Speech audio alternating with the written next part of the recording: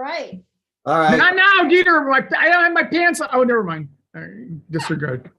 All right. Welcome, everybody. We are live after a few technical difficulties. And would you expect any less from this group? And we know how to do it. We just do that for color each week. So anyway, welcome to this week's Fearless Flight Live show for people who are afraid to fly, people who know somebody, and people who just like to hang out and talk about airplanes. And we're glad that you shared the time with us.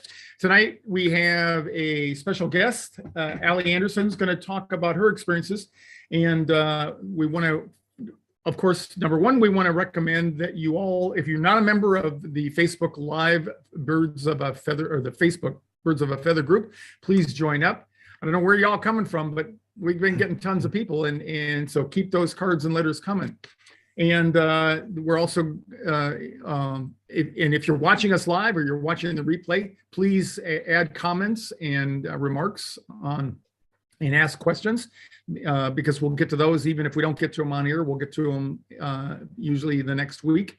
And also tonight we're going to talk about a bit of news in the airline industry that you may have picked up on. If you didn't, we'll bring you up to speed on that as well. So Eric, let me put that. Let me share my screen and put that slide in there. Let's see. I just practiced, so this should be desktop. And I can't find it, so I'm going to stop messing with it in a minute.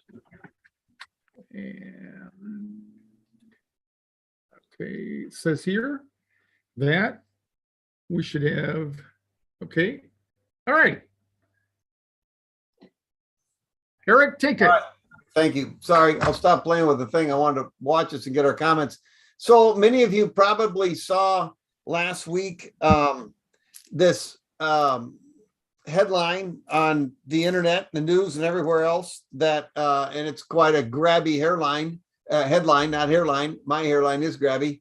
That pilots took off and determined after an hour or so after takeoff that one of them was not qualified, which is a jarring headline. It sounds like somebody got a pilot uniform from the dry cleaners, put it on, and walked into the airport and got on the airplane and took off. And that's not what happened at all.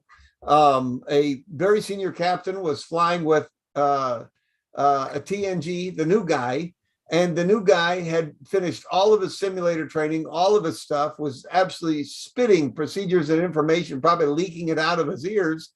And when you finish all that training, the end of the training procedure is that you go out and do what's called OE, operator experience. And you do that with a Czech Airman to make sure that you have control of how everything's going to flow along operationally, as we call it, on the line, flying the line or flying the airplane. So you, what is it? Hey, Eric, what is a Czech Airman and why do we use him? I was just getting to that. The Czech Airman is a supervisory pilot, and he's qualified in the airplane, but he's also qualified to instruct both in the simulator and the airplane, and to deem that you have all the information at hand and can utilize it correctly, or that you need a little more training. And generally, OE will go from 25 to 50 or 60 hours, depending on how long it takes everybody to get on board and master everything. Well, the young pilot showed up, and there was a senior grizzled captain, and so the new guy was probably afraid of his own shadow and thought, well, here's the senior guy that has been here since dinosaurs roamed the earth, and the senior grizzled captain looked over there and goes, okay, here's another 12-year-old kid that I'm flying with, that just like the last one I flew with. And they got everything ready to go, and the kid was jumping through hoops and doing it all right. And then when they got offshore and they were leaving London and going to New York, got offshore and kicked back a little bit, the youngster may have made a comment like, gee, I just have a couple of trips left on OE or something to that regard. And the senior captain was probably a little shocked to go, oh, bummer, I'm not a Czech Airman. So in terms of not qualified, this wasn't some bozo walking in off the street. This was a real qualified first officer. He just had not completed OE yet, but technically was not legally allowed to be released to the line to regular operations where he could be paired with anybody. So they turned the airplane around and went back. This is the exact same scenarios. If you had an MD in Chicago, a very experienced surgeon who moved to Tennessee, couldn't take the weather and the taxes anymore, and transferred to a hospital there, and all of his paperwork and licensings were supposed to come on board down there, and he ends up in surgery giving a young kid an appendectomy, which most surgeons can do with their brain tied behind their back, giving the young kid an appendectomy, and then finds out after the fact that the hospital administrator, there's a snag, doesn't have his licensing information yet in Tennessee. So the headline there would be, unlicensed doctor or doctor not licensed performs appendectomy on 12-year-old kid, which would be a horrific headline. But in fact, the doctor was very qualified. The hospital just was not in receipt of his licensing. And this is the same kind of thing. The young pilot was just not done with his actual training flights and was supposed to be with a training pilot and was not scheduled with him. And it's actually kind of amazing to me that this sort of thing doesn't happen more often. Yeah. But the flight was never in any jeopardy at all, despite the grabby headline. There's a couple of questions that we have in the comments here. And I love Jim was very correct. Do Czech air persons work for the airline or the FAA or other regulatory agencies? Yeah, the answer to that, Jim, is yes. They work for the airline, but they are supervisory pilots monitored both by the airline and by the FAA. And the FAA approves and conducts checks and training on the Czech airman before he becomes a Czech airman. So the answer to your question is yes. Yeah, so they're really certified by the FAA. Correct. Okay. And the second question was, oh, sorry, Diane, go ahead. I was just going to say my last trip, which was a 3-day trip, we had 2 captains. Normally it's a captain and a first officer. We had 2 captains on board. We had the captain sitting in the FO seat, in the right seat was the Czech airman, and the captain in the left-hand seat was doing an IOE on a different aircraft. And so this individual was the captain on a 200, CRJ 200, and he was completing his training and the Czech airman ride, the IOE, on a 700. So it was the situation where there were 2 captains in the flight deck. One was the Czech airman and one was the other captain who was changing aircraft types. So that happens too. And then it brings up a question that I'm asked a lot over the years, and that is, can we be qualified to fly all of the airplanes that our airline has? Yes, the answer is yes, but will they do it? No, because if you have 5 different airplanes, you got 5 times the training costs now. So because you have to go through all of the same qualification for any airplane that you're current on, and it'd be a good gig because you never have to work for a living. You just get to go train all the time, but we don't do that. So. Yeah. Okay, so the question that Tracy had was, so would the captain get in trouble for not turning around? And I'm sure, Tracy, the situation is there if the crew discovered it. I don't know if the crew discovered it or company scheduling or dispatch discovered it, but if the crew discovered, they would have contacted dispatch and say, hey, here's our situation. Do you want us to continue or do you want us to come back? And the answer they received, despite whoever discovered it, was that they wanted them to come back. So that's fine. And the thing I would emphasize is one of the things that the airline industry excels in is not being error-free. That's not what they excel in. That's what happens. What they excel in is catching errors. Okay. And that was a significant change in philosophy in the 80s, which led to a program called Human Resources, Human Factors, and things like that. Because that's what they determined is before we had this false image that, that we didn't make mistakes, and everybody struggled, just like in a dysfunctional family, to pretend like, dad wasn't an alcoholic every time he walked and he stumbled in the door. And we don't do that anymore. And that's led to the continuous increase in safety, because now we pride ourselves on error detection and error management, which is far more useful in a situation like this. So even though they got off the ground on that, as Eric highlighted, it's not it wasn't a life and death thing, and the guy was almost qualified, but he wasn't, and so it's not a big deal from a real life safety point of view. And the one thing it does, you can bet that every airline it's out there operating, at least domestic right now, you can bet that every one of them have got people going through scheduling, doing an audit right now to make sure everybody's qualified. Yeah. And that's what happens with the forensic type approach that the airlines use to both accident and incident investigation is we now clean up and survey all of our operation and keep things safe. And that's one of the things that the medical industry, which Eric made a great example there. That's one of the things that the medical industry came to aviation and said, how do you do this? How do you make it safer out there? So, and I'm sure this was the problem was a breakdown in communication between training scheduling, who controls the pilot's training flow until he's line released, and regular scheduling that makes the trip assignments. And I'm sure there was a breakdown in communication there. And the big chief went down there and said, you people are going to talk to each other a little more frequently before this happens again. Yeah, and the thesis of that article wasn't even this story all by itself. It was about the COVID change, the increased demands on airline resources, particularly on the crews, and how shortage of crews and stuff like that was kind of a setup for this particular problem. So, and that's no surprise as well. So anyway, okay. So any more questions, Dieter, on that? No, not right now. Hurley, Okay. You might have joined a little later, just after because we just talked about the Virgin Atlantic. So just after we're done with the show, just watch the first little bit. It's it's really good information. So go ahead, Okay. Ron. Okay, cool. So we'll move from that into our own resident new Fearful Flyer, who's been certified fearless and cleared to break the surly bonds of Earth. And it's Allie Anderson. So Allie, if you want to come and join us, maybe, I don't know. Yeah, great. Hi. So and Allie was the person with whom I've been coaching and working with for the past, oh my gosh, how long?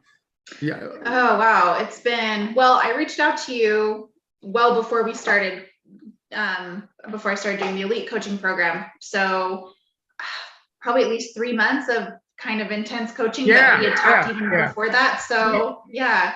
We talked way last year, I think, for the first time. And Allie came through a 15-minute coaching session, which I still highly recommend for anybody out there to do that. And then she decided she wanted to be an elite coaching student. So we did. And I'm gonna tell you, she deserves a medal, which is kind of ironic because she gave me a medal here, which I'll show you in a minute. But she deserves one herself because she's one of the hardest working people that I've ever worked with. And we did a lot of coaching sessions. That's part of the deal. And then we flew, it was a week ago yesterday, you went down to Cabo. Yeah, and then a week ago, this Thursday, just last Thursday, then I went down and flew back with you. So, so take it, so what you want to give us just a little bit of history, about how you got to that place, how you found us and go on from there. Yeah. Well, thank you so much for inviting me on. And I'll just start by saying, for anybody out there listening that is considering working with Captain Ron in any capacity that you're able to, I can't recommend him enough. He just is so encouraging and supportive, and really had to go the extra mile for our trip. He had a lot of things happen and just never complained, never made me feel bad, never made me feel like I was an inconvenience, even though I'm sure it was very frustrating from his standpoint to deal with all the things that happened in our trip. But anyways, all that said, it's a bargain for what you will invest in and what you get out of it. So if you're thinking about it, I can't recommend it enough. But a brief background on me, I actually used to fly a lot, and it was something I really enjoyed. I never was worried about it. I flew, the longest flight that I ever did actually was to Bali. And that was about a 23-hour flight, and I was unfazed. I mean, so when I say like I flew comfortably before, I mean, I was like asleep on the plane. I was, we went to Europe. Traveling is such a passion of mine. And that changed for me when my husband and I were getting ready to have our now daughter, which, as I've been working with Captain Ron and learning more about fear of flying, I've seen that be such a common theme for so many women, that when they start having children or getting ready to have children, or they've had a child, there's something that sort of changes that makes you go, oh my gosh, airplanes are now so scary to me. And that was kind of the start of it. But then my husband and I were actually flying back from a trip in Hawaii, and it was in the winter. And for some reason, the only return flight that I've ever been able to do back from Hawaii to Salt Lake is a red eye. It was December and it was raining and it was turbulent the entire 6 hours home. And not just a little bit, it was like flight attendant seated and it's the middle of the night over the water. And so I think sort of this change of physiology within me, and then combined with this really scary experience on a flight, it just the switch flipped. I was, now flying for me is a lot more challenging, and that's been a really hard thing. And that's something that Captain Ron and I have talked about a lot, because I love to travel so much, and it was something that was so easy for me to do, and I flew so effortlessly before. Hey, Allie, where did you say that you were pregnant with Blair at the time, or you had Blair? No, I wasn't pregnant yet, but I thought I might be. Okay. And so there was just a lot of changes going on. I've always kind of dealt or struggled with anxiety, and I've taken medication to manage it. And at that point I had stopped taking it because I was trying to have a baby, and I didn't want the medication to interfere. Sure. So these were all, things that it's kind of all these different elements that sort of contributed to this. It's never one thing, and that's, I think, confusing to people, because the thing you can remember the most is he didn't have any problems with flying, as we've tried to point out every week, the attention is the boss of your brain. So when your attention gets hijacked by your survival system, it doesn't matter what the cause, it doesn't care what the cause is, it takes your brain with it. Wherever attention goes, your brain and your mind follow. And once that happens, now it's all biology, and now you got to figure out how to undo all that stuff. So yeah, definitely. So I had tried to do a few flights once, after that horrible flight, and they just, they've never really gone better for me. Sure, I'd get on the plane and I would fly, but it was, and still to an extent is a really anxious situation for me. So that's kind of what led me to Captain Ron, because I just was looking for a solution. I had tried several other things. The SOAR program I had tried, and it didn't really work for me. I'd also, seen just a general counselor that, I think they have good tips and everything like that, but it just wasn't a specialized, probably not as specialized as I needed. So finding Captain Ron's program and having the combination of the expertise from the safety of, aviation and the experience he brings from being a pilot, and then kind of combining that with all the elements of his understanding of the psychology that goes into it as well. For me, kind of having it be this multifaceted approach has been really helpful, and it's unlike any other program that I've found, and I've tried several other options. So that's kind of what led me to Captain Ron. And so let's talk about the flight here, and I'm gonna share the slide here, and instead of you giving me all the credit, I'm gonna blame you for the credit. Okay, blame you for your own recovery there. So can you tell people what this is here? This has got your whole toolkit out on the C tray. If you guys are seeing the screen, so.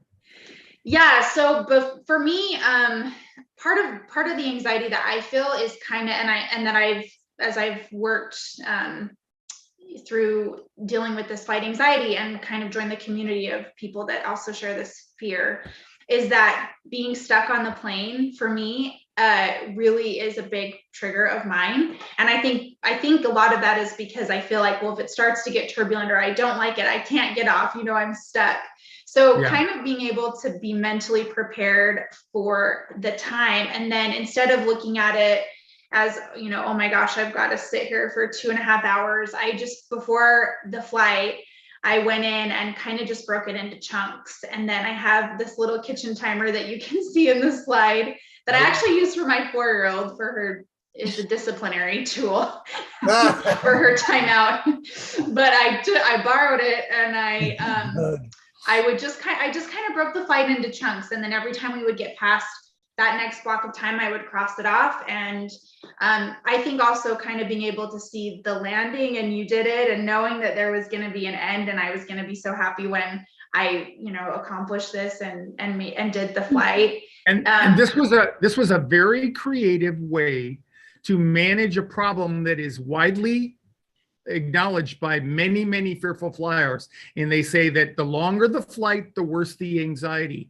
And so what you did, or what Ellie did there, was chunk it. And I've never seen anybody do that before, you know, so vividly like this. And it reminded me of my training days in flight school. It's essentially what we do. We have checkpoints along the way to just keep track of where we are. And at each one of those checkpoints, we usually look at the time, see how, if the time is what we forecast, and if the fuel is the same, the correct amount of burn there. So I thought when she pulled this out, I thought, wow, what a great idea. And so I'm going to have her produce these here, and then she's going to sell them to the rest of you out there. So, that was really quite brilliant. But while we were warming up, because we are lesser people than she is, we were teasing her about it a little bit and said, so on the other side, is there a flow chart, what to do if the other thing happens, severe turbulence, plummeting, stuff like that? She says, no, it's just a one-page checklist. Although that's not a bad idea. I should have thought of that. We can put that into the final product. Sure. The thing that I'll mention too here, Allie, is you can see your little Taylor cooking timer over there, and that's what to me, that's what was the most impressive, because she was diligently watching the time. It wasn't just she put that up there, because I know if I had done that, I would have forgot the time, you know, by the time I got to the second checkpoint and all that. But she was actually watching the time, and then you can see that little game thing there. What's that, Allie? So growing up, my parents we had one Nintendo game, and it was the original Mario. And I loved that game. Like, we didn't have cable TV. We didn't have, so this was like our one kind of little, you know, electronic thing. And I loved playing that game growing up. And as I was trying to think of things that I could maybe try to get to distract myself on the flight, I thought, I wonder if they make like a handheld version of that. And sure enough, on Amazon, I found it's the original Nintendo, and it was awesome. I played it. Captain Ron watched me play it. I'm not as good as I used to be, but I'm getting back to my old skill set on the Nintendo game. But if you went to Bali, maybe by the time you got there, you could recover everything you'd lost skill-wise. I probably could in that amount of time if I did that again. Yes. Yeah. But that was just, for me, it was something that I knew that I had like a good memory and connection to. Just because it was a fun, you know, my sisters and I would play it, and it was kind of nostalgic for me. And then I also, for me personally, I can't, you know, my mom has said to me things like, well, just watch a movie or listen to a book or something like that. And I have to be doing something when I'm in a more anxious state that engages both my mind and my hands. With your hands, yeah. So it's got to be both mental and physical, like more tactile for me. So yeah, and that's a great point.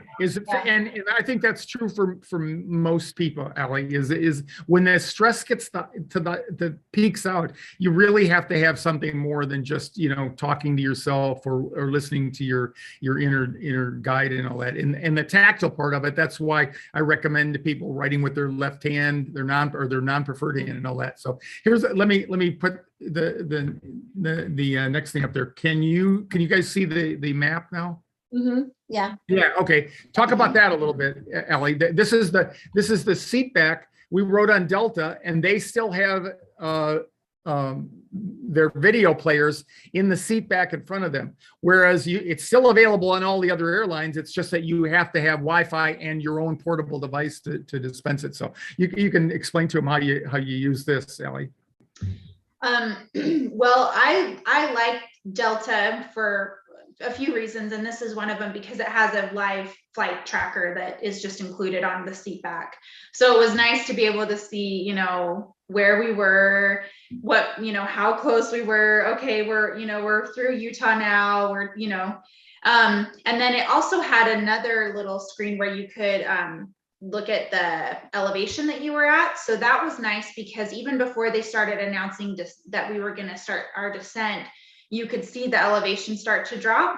And so yeah, and that's, I'll just point that out. That's up here. You see this little menu thing up here at the top right corner. If you click on that, then it gives you all of the major stats of the flight, how fast you're going, what the time remain. We always get the time remaining up here, but you do get the elevation. So so because for most people, when even climbing out or descending, every time there's a change in the power, something like that, that can be a trigger for a lot of people. Yeah, and it definitely is for me. So being able to kind of see that. I also thought it was really interesting when I talked to one of the pilots, which was really helpful to do. And they were all just wonderful to talk to me. But yeah, she was so nice. But just for Allie, they put a female pilot on our flight that day. I was actually so excited to see a female pilot, because I don't know that I've ever, in all the flying that I have done, I don't think I've ever seen a female pilot or co-pilot. So that was actually really awesome. But anyways, they were all so nice to talk to. And one of them actually explained to me that Delta is, and Diane, you might know more about this, but they have a system in their plane, or in the cockpit, that every 12 seconds they're getting an update on turbulence reports or weather, or something that's helping them avoid rough spots. Well, pretty much everybody does that.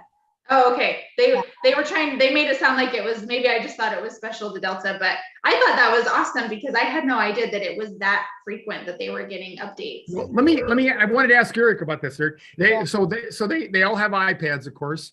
And then they have a program, but what the way she explained it is they have a direct feed every 12 seconds. It updates system information about turbulence in the area, and they get a map, a readout that shows, just like a weather radar depiction, it shows areas of red, yellow, and green. You guys didn't have that. You had the iPad, right? But right. I mean, we could have that information come into the pad and monitor part of that specifically addresses turbulence. But I think what Allie's talking about, what you're talking about, I've never heard of such a thing. Me either. It's brand new. And I remember Delta, they did a PR, you know, if I say a year with my advancing age, it's probably 3 years ago, but I remember that in the news, they were talking about the system that they had. And I believe that's what it was. We'll have to ask some of our good friends that are flying for, American and Southwest and stuff, if they have that too. So, but it was fascinating. I was really impressed with that. This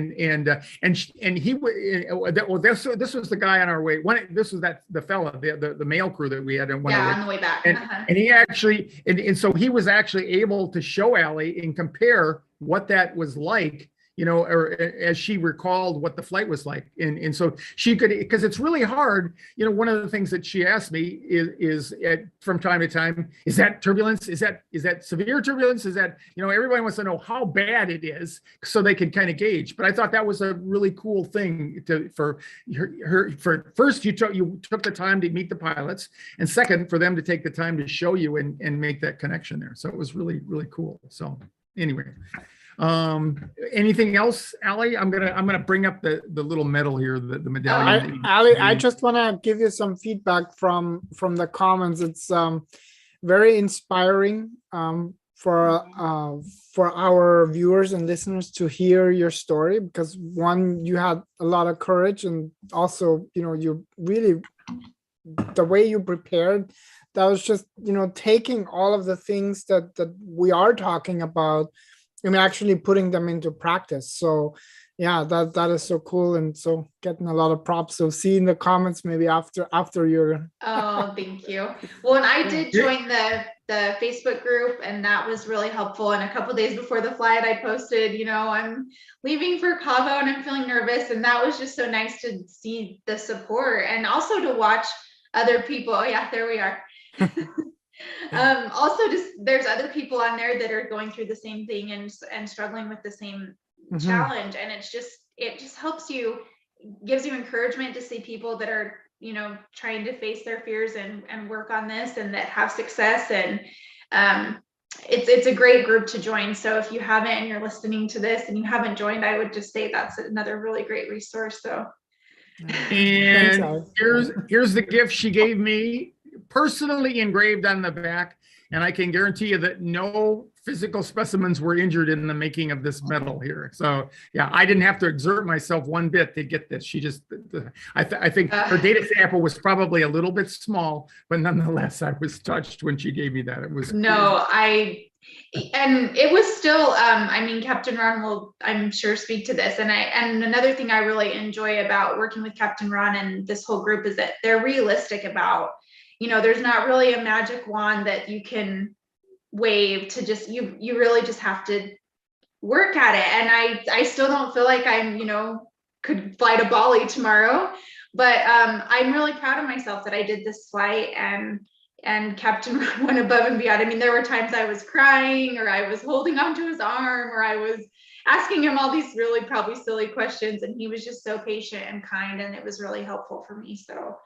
And the best part to me was on the way back, you know, first of all, you said, you know, despite the success you had on the way down to Cabo, on the way back, you said, you know, for some reason I'm worrying more. And I get that all the time from people, you know, and they're surprised because they think once I get it, you know. But the coolest thing was towards the end of the flight, we just started, you know, I got off my duff and we started talking more and engaging. And so you could recapture your attention and move it back to where you wanted it and not to where your fight or flight response wanted it.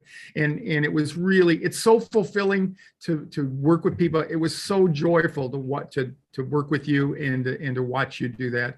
You know, I mean, what can be wrong with watching people really, really enjoy themselves and see the kind of satisfaction that you see with people like you when you make you know, steps forward like this. It was really, really neat. So anyway, my heart goes out to you, my hand goes out to you, and I want to thank you for coming today and sharing this with everybody, because that's the part. Having me. Yeah, it's the community that I keep seeing. You know, when we fly as a group in particular, when you're with somebody, the sense of shame and embarrassment gets diluted because everybody's there together. When in jumping back on the Boston flight, when we did that in Boston, everybody comes in, they're all anxious stuff. They see one another, they've gotten to know one another from the online class, which Allie also had access to. And when they get together, they know somebody, and it's like there's nobody else on the airplane. People always ask me, well, do we charter the airplane? Do we get it all by ourselves? No, we have to fly with other people. But when we fly as a group, it's like nobody else is aware of anybody else on there. So it's really cool. So anyway, any words of wisdom to anybody out there, Allie, that you know that you could offer? I think, like I said, if it's available to you and you can invest in coaching or the class. Like Captain Ron mentioned, I kind of have been able to try all of it. I did the 201 class, and I have come to the shows, and I was able to work directly with Captain Ron and do, you know, I've sort of done the whole every piece of the program, and I recommend all of it. It's so whatever level, whatever capacity you can invest in, it's worth it. And I know for me, I felt like, gosh, this is kind of, you know, a little, it feels a little indulgent in a way. And I sort of talked to Captain Ron about that, but then I think about it and it's like, well, if you had a broken wrist or, you know, something medically wrong, you would never question the investment that you would make into something like that. And I really feel like anxiety about flying is just the same. So you shouldn't second guess the worth that you'll get for your the time and money you'll put into it. So it was a joy. Dieter, any closing questions for Allie or anybody out there? There were not any questions, but I love this one. To you, Allie. Hello, brave lady. I love it. Yeah. That's so true. And Jim just put a comment in the importance of community. And I think, again, that's the biggest piece, that, you know, knowing that there's others out there, and also, you you know, as a therapist, sometimes people get into these groups. I know that people get into these groups, and sometimes the group has this effect how everybody goes down collectively, right? Yeah. Because they're kind of like harping on the issue rather than rising to the solutions, right? And so we've really always, whether it's in the 201 course in the class, and I know you've had access. I mean, if you go in and you see, it's kind of like a Facebook group that's just for the 201 course, and you see the stories and just vulnerability there, and it really elevates everyone, and that makes a massive difference in the transformation of that fear. So yeah, so thank you. That's amazing. Diane, anything? I was to say, Ali, you're prepared. Thanks for coming on the show, and your preparedness is second to none. That was really impressive. And I've been worried about Ron doing these turns into and out of Mexico real fast, because it kind of smells funny. I keep thinking he's going to get his own personal interview with the Mexican federal police. But Ron, if you take that medal with you while you're doing that, so you can say, no, this is really me. I'm the #1 guy. Yeah, right. Yeah, I know that would have won his, the Mexican equivalent of the TSA. It would have won his heart just like that. Yeah. You're making those quick turns are going to look a little sketchy after a while. Yeah. And for those of you who weren't here last week, I shared that because there were a number of irregularities. Me getting, first of all, Delta, they couldn't find my known traveler number and all that. We got all that squared away. But then when I got down there the first time, we walked in the first time, right, Ellie? No mask required. So they went on to the hotel. I walked around through the front door of the terminal, and they said, "Put your mask on." So I said, I wanted to say, well, on the other side of that wall, nobody do, but of course you don't do that. And then when I got up there, in fact, they do it a little different. They actually have a TSA person, even though you've gone through security and all that, they actually check your passport and your immigration tag there. And when the gal saw mine and she saw that I had just gotten that, because it said, how many days are you going to be in Mexico? I put 0 down. So then she said, you need to talk to the guy with the tie on over there. So I thought, oh, great. So I went over there and he said, it was nice enough, but he said, did anybody have your bag besides you? No. Did you take anything from anybody? No. Well, why are you so short? And then I tried to explain to him, but I don't know whether he got it or not, but he let me through. So anyway, so I was warned or armed for the next leg. So anyway, so I'd like to thank everybody. Thanks, Diane. Thanks, Eric. Thanks, Dieter. And most of all, thanks to you, Ali, for coming this week and making it just a really great episode of Fearless Flight Live. So bye for all of you. Yes. You bet. And we'll see you all next week then for another episode. Bye-bye, everybody. Have a great